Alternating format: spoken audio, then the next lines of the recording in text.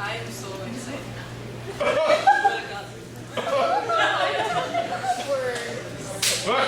Yes! Yes! Yes!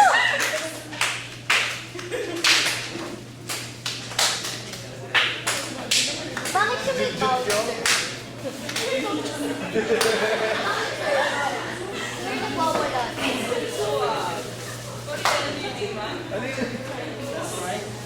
Sino yung mga nasa likod mo? Sila ang aking sidekick.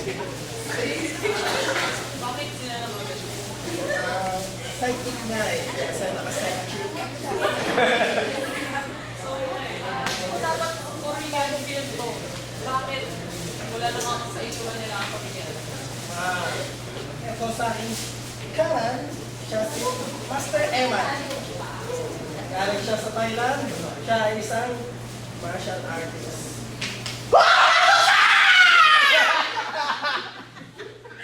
Ito sa aking kaliwa, siya si Master Richie. Galing siya sa China.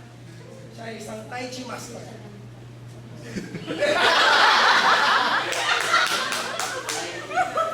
Nasa ang iyong mga sidekick. Legit talaga.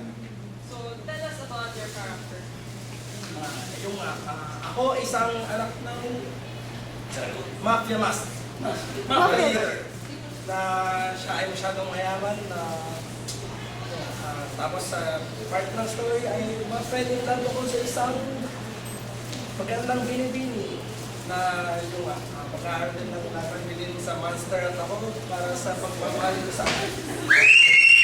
Jonas Brothers! Sino ito Sino ka? Oo nga. Jonas Brothers fan? For your information, hindi sila Pwede na yan. Pa-autograph please. Anong pag-autograph? tabi. Pakilabas muna siya ako. So, moving on. Sure. You are the mafia boss. Tell us about your role. Yes, I play the mafia boss.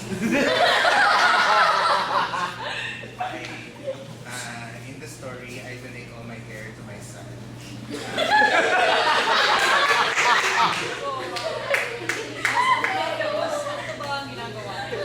Aside from conducting mafia activities, yung character ko mahilig siya manood ng TV, nakaka-plastics.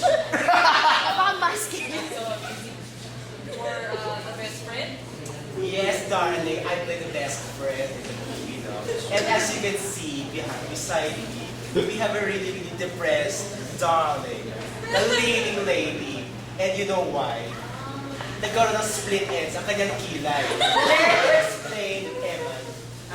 Sorry kasi yung nagpa-practice ako ng martial arts ko. Grabe, sobrang lakas ng karate chop ko.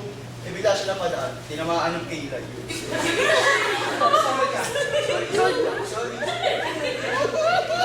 masyadong malupit ang So,